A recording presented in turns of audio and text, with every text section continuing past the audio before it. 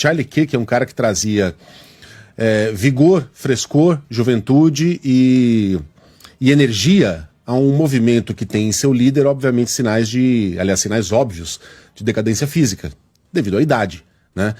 Não duvidem se esse cara se elegesse, nunca saberemos, mas senador e eventualmente presidente dos Estados Unidos. Ele era alguém em franca ascensão e que carregava com muito talento a tocha do trumpismo. E quando eu falo de trumpismo aqui, eu falo das ideias mais execráveis que você possa imaginar. Nada disso do que eu vou falar agora é inventado. Essas são ideias de Charlie Kirk que a gente vai conhecendo nesses eventos. Ele, por exemplo, elogiou um pastor americano que acredita que o povo negro foi amaldiçoado por Deus para serem pessoas servis e, portanto, condenadas à escravidão perpétua. Ele acha que mulheres não devem trabalhar, devem cuidar da casa e dos filhos, enquanto os homens realizam o trabalho e trazem comida para casa. Ele chamou de canalha o George Floyd, aquele homem que foi assassinado sem conseguir respirar ao ser pisado no pescoço por um policial lá nos Estados Unidos. Ele acredita que as escolas não deveriam servir merenda, porque não é uma responsabilidade do Estado, mas sim dos pais,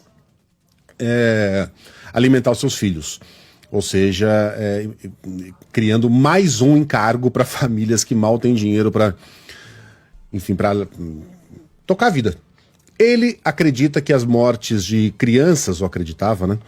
Que as mortes de crianças eram plenamente justificáveis e razoáveis como uma espécie de efeito colateral para que os Estados Unidos mantivessem na íntegra a sua primeira emenda. Lembrando que segunda emenda, a que trata das armas. Lembrando que a segunda emenda, ela não é protegida na íntegra pelos conservadores.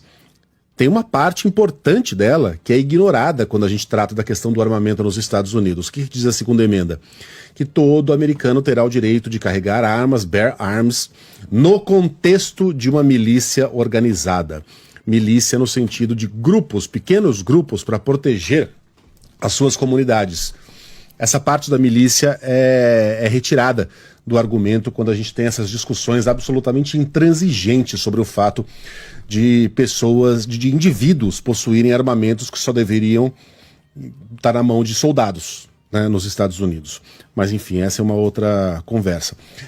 Esse é Charlie Kirk, um cara que entende que os Estados Unidos são um país branco, que os negros são invasores, que imigrantes são invasores e que o Estado não deve fazer que os negros são pessoas inferiores, e as mulheres também, e que o Estado não tem de fazer absolutamente nada pelos seus cidadãos, né? Não existe nenhuma responsabilidade coletiva.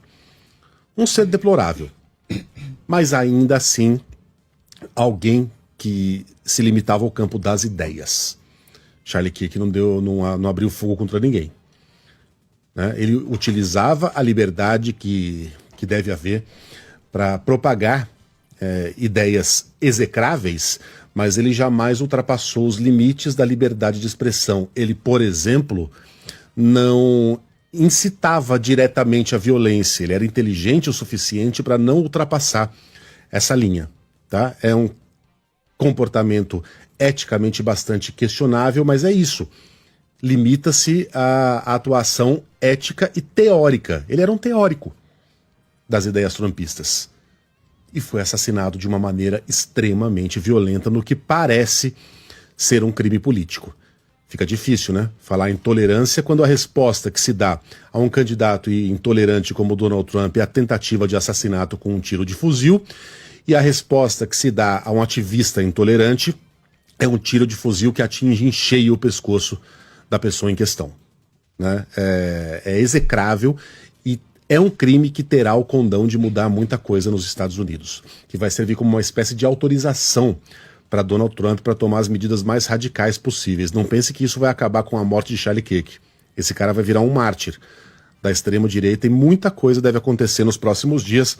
Quem vai nos contar daqui a pouquinho é Eduardo Barão, direto de Nova York. Valeu, Fabio. Valeu, Fábio. Só depois, né, desse acontecimento, desse assassinato, foi resgatada uma fala dele de 2023, uma fala de Charlie Kirk, em que ele dizia que valia a pena pagar o preço de algumas mortes por armas de fogo todos os anos para garantir a manutenção da segunda emenda da Constituição americana, que assegura justamente o direito ao porte de armas. Ele disse: você nunca vai viver em uma sociedade em que exista uma população armada e que não haja morte nenhuma por arma de fogo.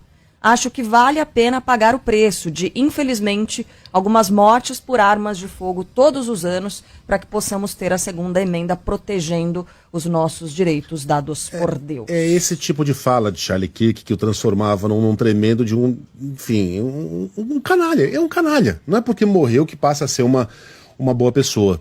Não, um cara ambicioso, um cara talentoso que tinha um caminho muito longo e provavelmente bem sucedido pela frente. Mas a gente não está falando de algumas mortes, né?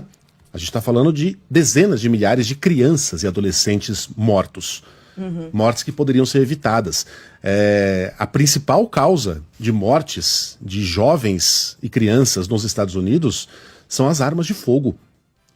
Não são as doenças cardíacas, não são os acidentes, não são nada, são as armas de fogo. Os Estados Unidos são o único país do mundo que ostenta, veja, o país mais rico do mundo, é o único país que ostenta esse tipo de estatística. Mas, repito, Charlie Kirk está limitado ao campo das ideias e não se responde a ideias com balas, né? Como aconteceu ontem nos Estados Unidos.